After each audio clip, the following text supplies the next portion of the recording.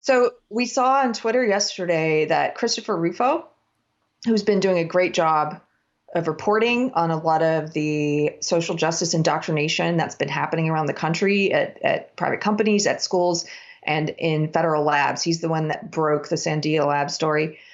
He did a series of tweets where people had leaked documents to Christopher Rufo from San Diego schools, where they are forcing teachers, public school teachers, to attend these white privilege indoctrinations. So Carter, did you pull up, what's that you pulled up? Is that the actual This is his article? Yeah, because he put all the tweet thread is basically just in paragraph form on his page here. So I just pulled up the actual article. And I mean, we can go, he talks about it, but then we could just, this is the slide deck that's been leaked. We can just look at it if you want. Yeah, let's do that. This is for the San Diego schools. Let's see here. Maybe I can make it bigger. There we go. It's a little bit better. Now, first of all, they're forcing teachers to attend this. Yes. Yeah, and it begins with a land acknowledgement in which I'm reading from the article. Can you read that part? Well, I can't because I have full screen the slide. Oh, okay. So here's the land acknowledgement. It says, "We acknowledge that we meet on stolen land taken from indigenous peoples. I am speaking to you from Kumeyaay land." I'm not sure how to pronounce it. Sorry. "We must acknowledge the hidden history of violence against indigenous peoples in an effort to move toward justice." The land acknowledgements are a thing that it's a very Canadian thing that's been happening in the social justice world there, and has made its way into the mainstream. And a lot of the Trudeau and a lot of the politicians now do these land acknowledgements. And I think we're going to start to see a lot more of them in the States now. Yeah. And the thing about the land acknowledgements is they're like the ultimate empty virtue signal, because none of these people, like this tribe, I looked them up, the Kumeyaay, it's not a particular tribe, it's a group of tribes, I guess, and people. There is a Kumeyaay incorporated nonprofit, and there's a reservation. You could give your house back to these people. I mean, if you want to stand up and saying we're lived on stolen land, well, give it back. Give your house back. Give your land back. You got some land, give it back. They never do that. They just want to virtue signal by saying, well, we're acknowledging that it's indigenous people's land that's stolen. Okay, well, if it's stolen, give it back. And the other thing that they never do now, this group of people, I'm not an anthropologist. I don't know any of or historian of indigenous peoples in Northern America, so I don't know the history here. It doesn't look there's a lot of warring history, but like every human population, they conquered each other through war and invasion, and what like that happened. And look, at one point in history, the Europeans were better at it than most other people. So fine. I actually don't think there's anything wrong with looking back and saying, hey, might makes right was a bad way.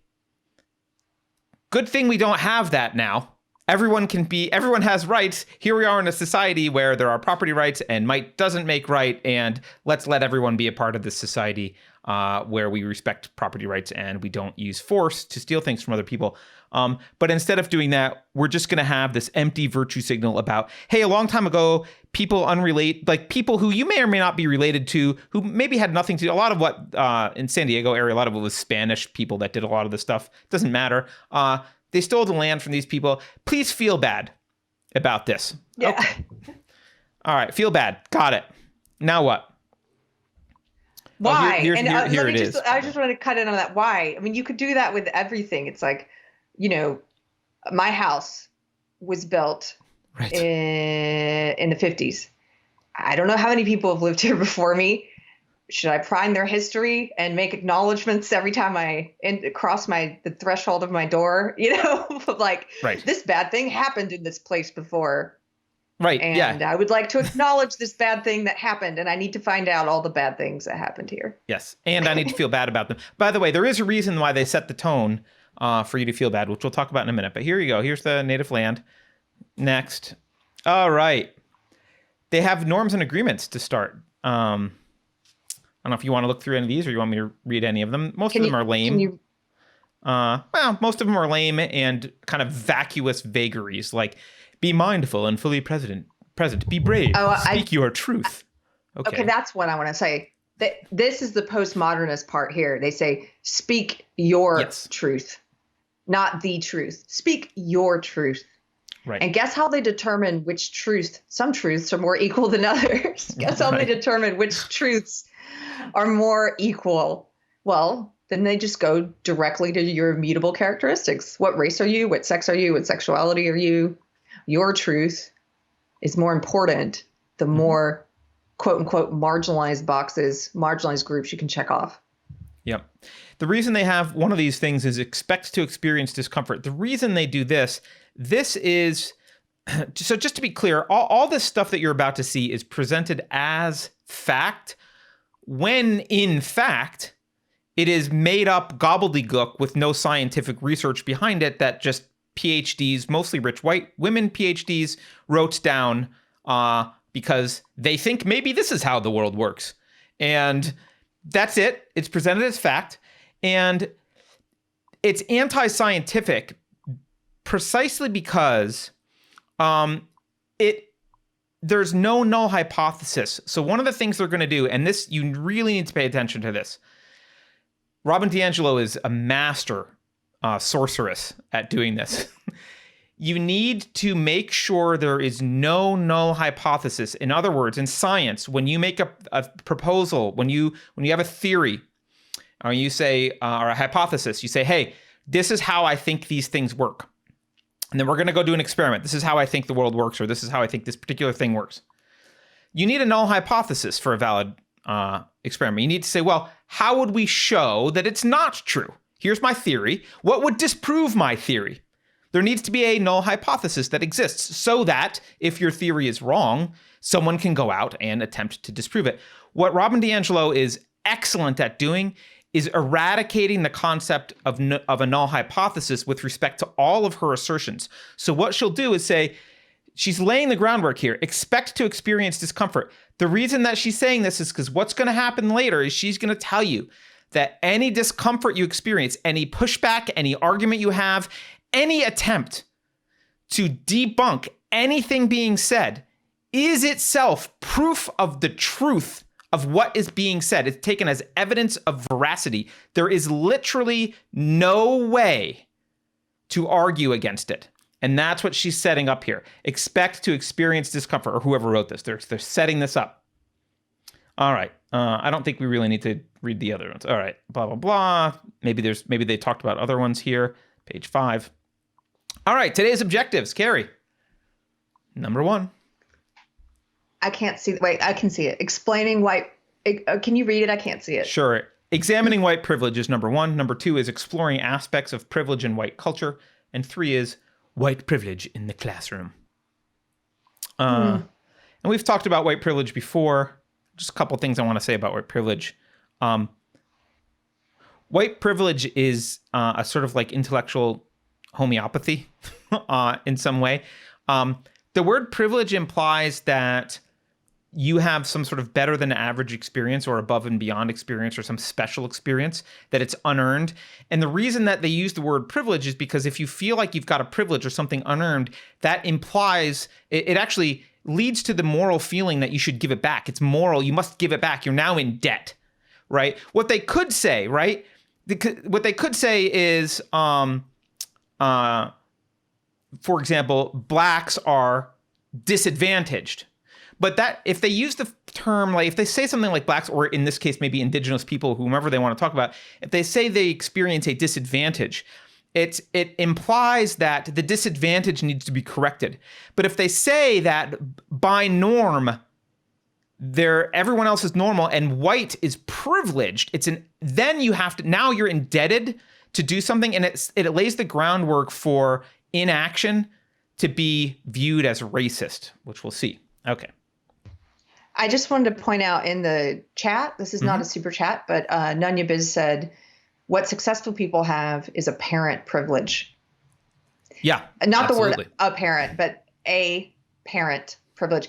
And that's one of the things that in the discussion of privileges and marginalizations, the ways in which individuals might be privileged or might be marginalized, they will never talk about the fact that one of the biggest indicators of whether your child will be successful, and it doesn't mean that they have to have this, but one of the biggest indicators is that whether they have two parents in the home. Right. So on average, kids who have two parents in the home are more successful. It's a great predictor. But they're not going to talk about that predictor or that privilege. Mm-hmm. Well, and we're going to get to, I think it might be even on the next bill. Okay, what is white privilege? Okay, blah, blah, blah. And by the way, somebody said this on Twitter a while back. I can't remember who, so I can't credit them. But it was sort of like, if you can take your racial justice, so-called racial justice coursework or indoctrination work, and you can swap out the race and suddenly it sounds like it's from a KKK rally, then something's wrong with your coursework. Like if this were like in examining Jewish privilege and, oh my gosh, what is this? Like, yeah, there probably was some leaflet in World War II flying around Germany that talked about Jewish privilege. Yeah. Yeah. And so like here, as you were bringing up, Carrie, it's parent privilege, or as someone in chat you said brought up. Here they reference your everyone's favorite white privileged person, Peggy McIntosh. Having greater access to power and resources than people of color in the same situation do. That's their definition here. White privilege is both unconsciously enjoyed and consciously perpetuated. It is both on the surface and deeply embedded into American life. It is a weightless knapsack, that's Peggy McIntosh, and a weapon. So, Carrie, you like to talk about Peggy McIntosh. Was Peggy McIntosh, in fact, privileged? Well, yeah, we did a whole, if you guys want to go back, it's one of our first, I don't think it was our first set, but it was towards the beginning of Unsafe Space. We did a whole video on Peggy McIntosh, who's the very wealthy, privileged white woman who coined the term white privilege in the 80s. And you can just go look at, there was a great Quillette piece on her. It was called Unpacking Peggy McIntosh's Knapsack, because her famous essay was called Unpacking the Invisible Knapsack, of white privilege. So anyway, she was a very privileged woman. She was very wealthy. She lived like the 1%. And wealthy parents, not like self-earned.